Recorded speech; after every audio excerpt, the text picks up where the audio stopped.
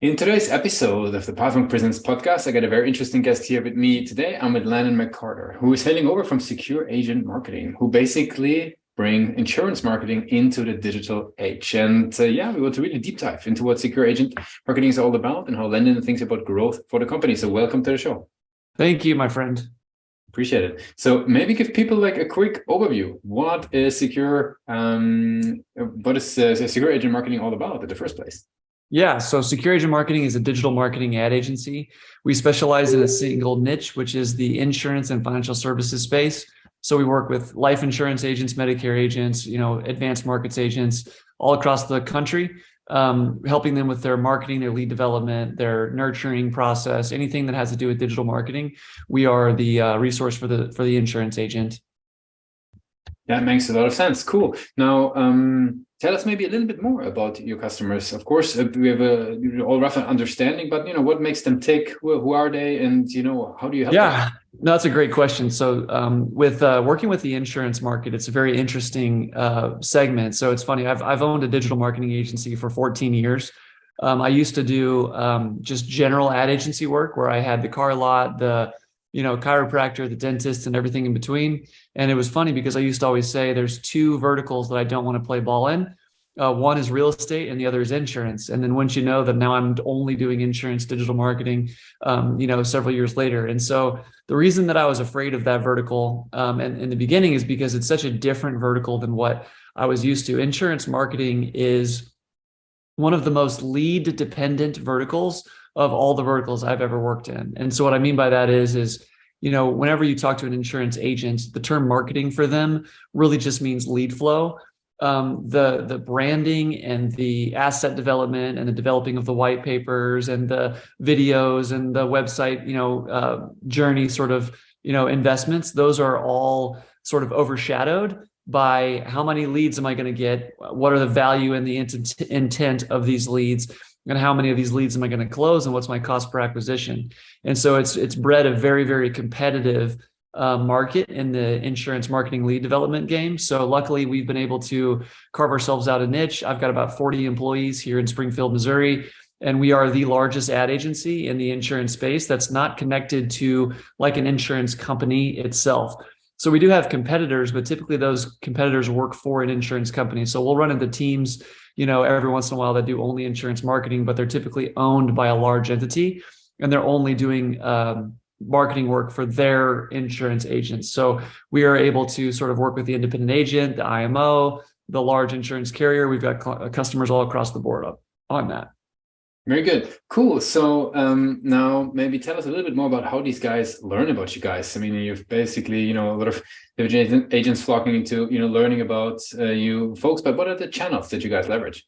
Yeah, so we do a lot of inbound marketing that we create content ourselves. So if you look at our website, secureagentmarketing.com, you'll see a lot of case studies. You'll see a lot of videos.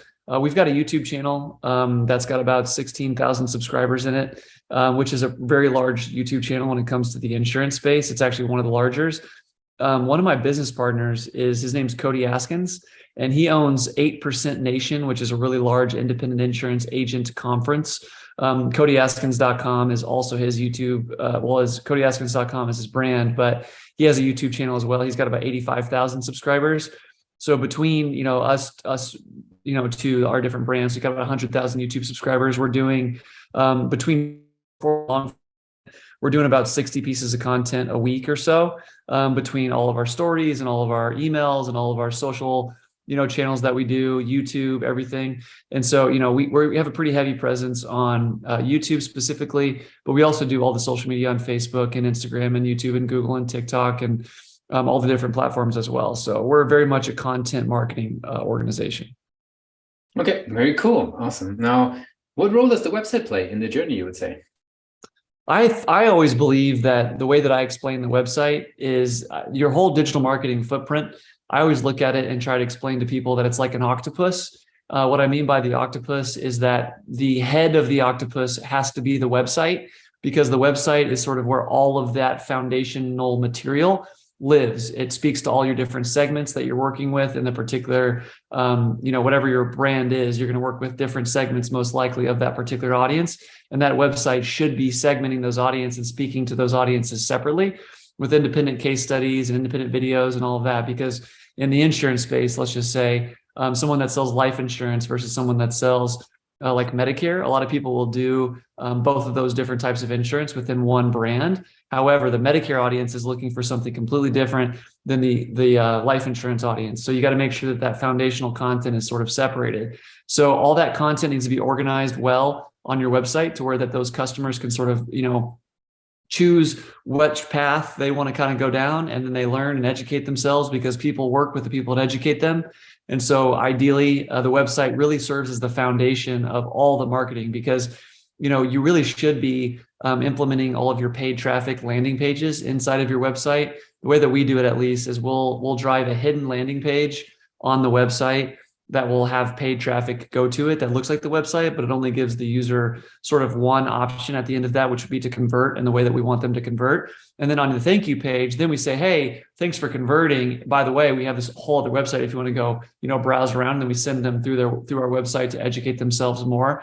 And so that whole web of education that we have on our website and that we recommend our clients do with their website is really important, because if you understand an octopus, then you understand that it's got these tentacles that are feeding the head. So anytime you have, YouTube or YouTube Shorts or TikTok or Instagram or Facebook groups or whatever it is, I just think of email marketing, whatever.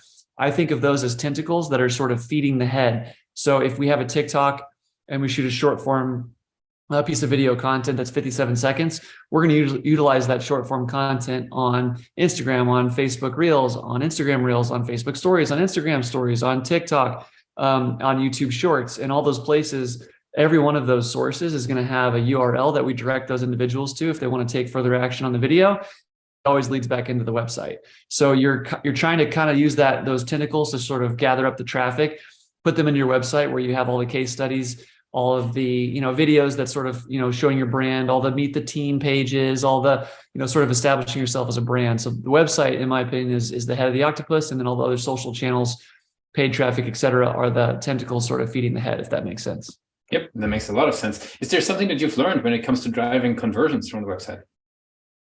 Sheesh, there's a lot of things. I mean, I wrote an entire book that's on Amazon called Find Your Marketer that talks a lot about this specifically. But I mean, in terms of what I've learned in terms of driving conversions, you really need to make sure that you have simple, so not all leads are created equal. So there's different levels of intent for different lead strategies. And what I mean by that is, like, the way that we look at getting conversion and doing conversion marketing is we always try to communicate this one concept.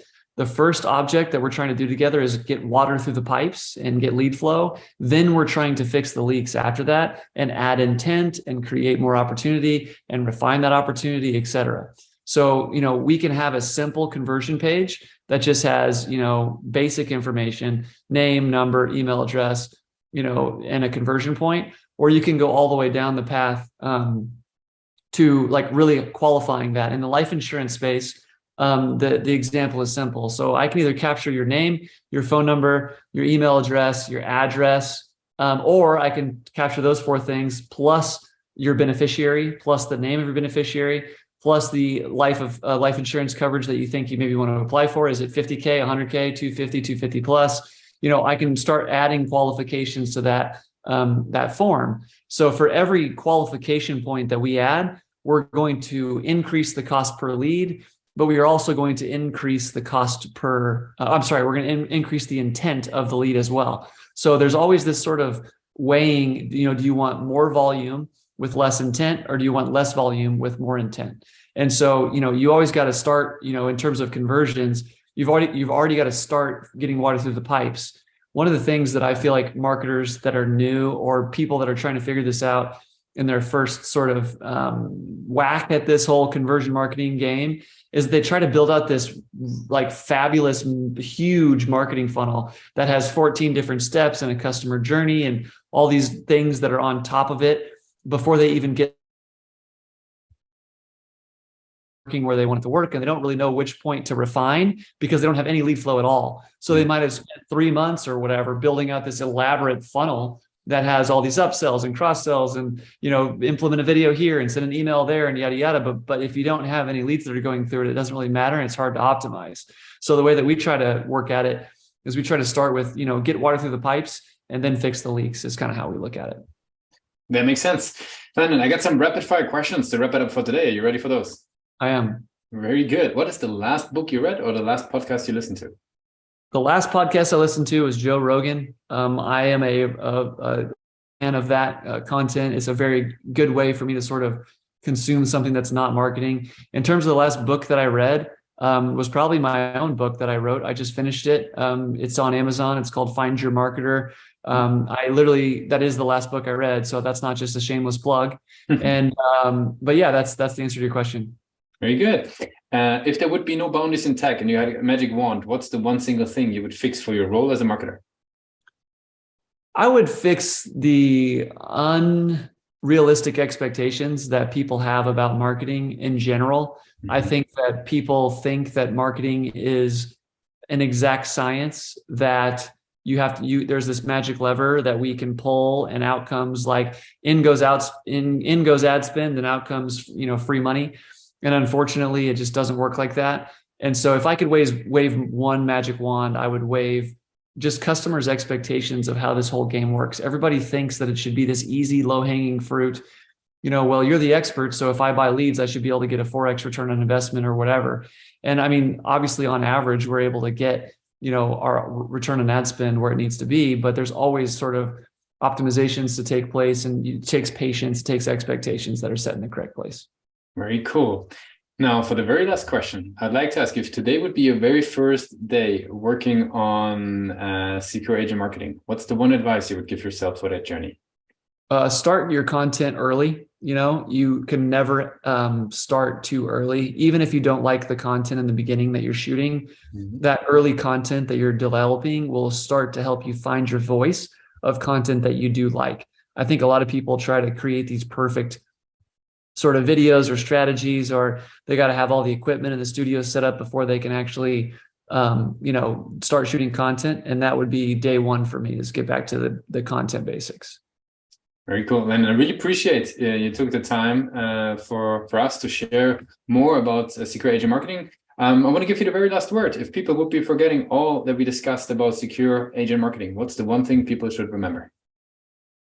Insurance marketing professionals, we're the best in the business when it comes to, insurance marketing and lead development. And we're not a lead vendor. We're a marketing company. We just speak the language of leads. That might not make sense to everybody, but if you're in the industry, there's a lot of lead vendors out there that are from, overseas solutions and all this other crazy stuff that just gets low intent, volume, cheap. We're an ad agency. We're a top shelf sort of agency that allows you to get high intent quality opportunities, not just, lead volume at the expense of intent. Thanks a lot for being a guest on Pathfinder Presents. Thank you.